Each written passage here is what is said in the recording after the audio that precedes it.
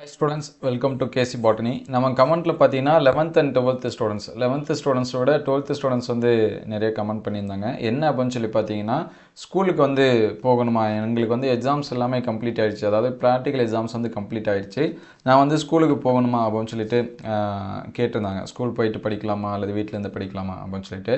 So அதற்கான video தான் இது என்னுடைய கருத்து தான். ஸோ உங்களுக்கு எப்படி தோணுதோ அதுக்கேற்ற மாதிரி அதை வந்து என்ன பண்ணீங்க மாற்றிங்க. இதுதான் செய்யணும் அப்படின்னு சொல்லிட்டு நான் சொல்ல விரும்பலை. ஸோ உங்களுக்கு என்ன மைண்டில் ஃபிக்ஸ் பண்ணியிருக்கீங்க அதுக்கேற்ற மாதிரி பாருங்கள். ஏன்னா சுச்சுவேஷன் அப்படிங்கிறது எல்லாத்துக்கும் ஒரே மாதிரி இருக்காது. ஸோ ஒரு சில ஸ்டூடெண்ட்ஸ் வந்து பார்த்தீங்க அப்படின்னா ஸ்கூல் போகாமல் வீட்டில் படித்தா எனக்கு வந்து பெட்டராக இருக்கும், நான் ஸ்கூலில் விட வீட்டில் வந்து என்ன பண்ணுவேன் அதிகமாக படிப்பேன் அப்படின்னு சொல்லிட்டு ஃபீல் பண்ணலாம். ஸோ அந்த மாதிரி இருக்கக்கூடிய ஸ்டூடெண்ட்ஸை நீங்கள் வீட்டிலேருந்து என்ன பண்ணலாம், படிக்கலாம்.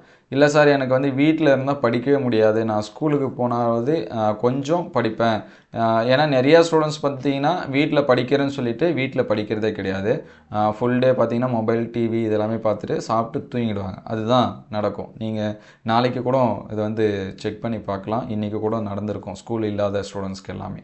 ஸோ அந்த மாதிரி சுச்சுவேஷனில் நான் ஸ்கூலுக்கு போனாலாவது ஒரு 4 மணி நேரம் அல்லது ஒரு 6 மணி நேரம், மார்னிங் 9லேருந்து ஈவினிங் வரைக்கும் ஸ்கூல் இருக்குது, 4 மணி வரைக்கும் இருக்குது அல்லது 6 மணி வரைக்கும் இருக்குது அப்படின்னா அந்த டைமில் என்னால் படிக்க முடியும்னா நீங்கள் தாராளமாக என்ன பண்ணுங்கள், ஸ்கூல் போயிட்டு படிங்க.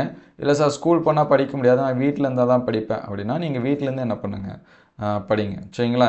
ஏன்னா இது வந்து உங்களுடைய சாய்ஸ் தான். ஏன்னா நீங்கள் தான் பப்ளிக் எக்ஸாம்ஸ் வந்து என்ன பண்ண போகிறீங்க, எழுத போகிறீங்க.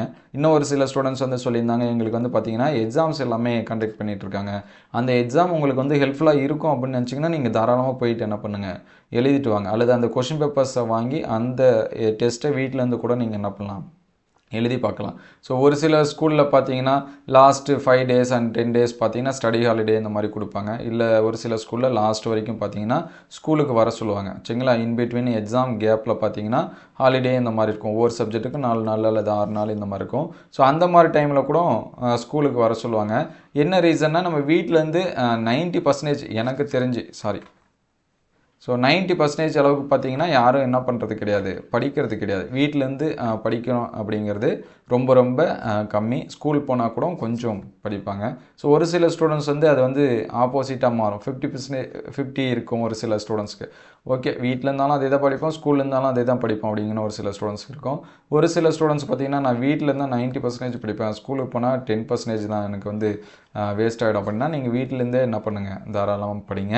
ஏன்னா உங்களுடைய மார்க்ஸு உங்களுடைய கையில் தான் இருக்குது. நீங்கள் எந்தளவுக்கு இந்த கேப்பை யூஸ் பண்ணி படிக்கிறீங்களோ அது உங்களுக்கு ரொம்பவே ஹெல்ப்ஃபுல்லாக இருக்கும். ஆல்ரெடி நம்ம சொல்லியிருந்தோம், இன்னும் ஒரு 12 நாள் இந்த மாதிரி தான் இருக்குது. லாஸ்ட் வந்து 28, 1, 2 இந்த நாட்களில் நீங்கள் வந்து தமிழ் எக்ஸாம்ஸ் வந்து படிக்கிறதுக்கு யூஸ் பண்ணிட்டாலும், ஸோ அதுக்கடுத்து பார்த்தீங்கன்னா 16, 17, 18, ஸோ இந்த 3 நாள் 19, 20, 21 இந்த 3 நாள் 21, 22, 23, அதுக்கடுத்து பார்த்தீங்கன்னா 24, 25, 26. ஸோ இந்த 3 நாள்லாமே நீங்கள் என்ன பண்ணலாம், மேஜர் சப்ஜெக்ட் படிக்கலாம். ஸோ மேஜர் சப்ஜெக்ட்டு ஒவ்வொரு நாட்களும் ரொம்ப ரொம்ப முக்கியமானது. சரிங்களா? 3 நாளைக்கு நீங்கள் ஒரு சப்ஜெக்டை வந்து என்ன பண்ணலாம், கம்ப்ளீட் பண்ணலாம் அப்படின்னு சொல்லியிருந்தோம்.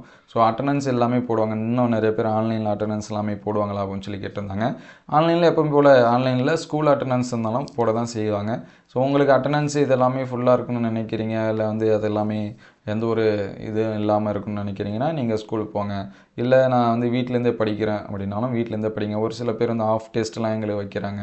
அந்த ஆஃப் டெஸ்ட்லாம் உங்களுக்கு வந்து ஹெல்ப்ஃபுல்லாக இருக்கும்னு நினச்சிங்கன்னா நீங்கள் தாராளமாக போயிட்டு எக்ஸாம் வந்து என்ன பண்ணுங்கள், எழுதுங்க. சரிங்களா? எல்லாமே உங்களுடைய சாய்ஸ் தான்.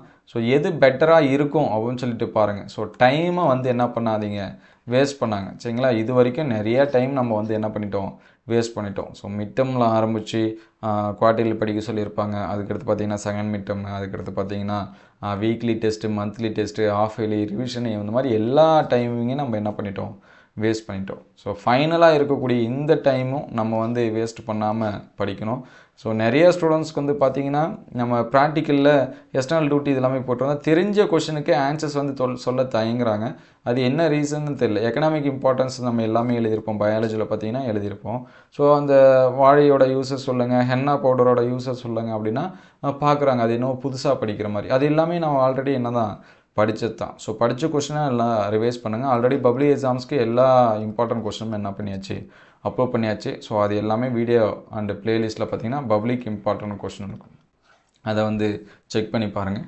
ஸோ நீங்கள் எங்கே இருந்தால் அதிகமாக படிப்பீங்க அப்படிங்கிறது உங்களுக்கு தான் தெரியும். அது ஸ்டூடெண்ட்ஸ்க்கு ஏற்ற மாதிரி மாறும், ஸ்கூலுக்கு ஏற்ற மாதிரியும் என்ன பண்ணும் மாறும். ஸோ அதுக்கேற்ற மாதிரி உங்களுடைய பிளானிங்கை சேஞ்ச் பண்ணி படிங்க. ஸோ இருக்கக்கூடிய நாட்களையும் வேஸ்ட் பண்ணாமல் கரெக்டாக யூட்டிலைஸ் பண்ணி படிங்க. இந்த வீடியோ எந்த அளவுக்கு ஹெல்ப்ஃபுல்லாக இருக்குது அப்படின்னு சொல்லிட்டு கமெண்ட் பண்ணுங்கள்.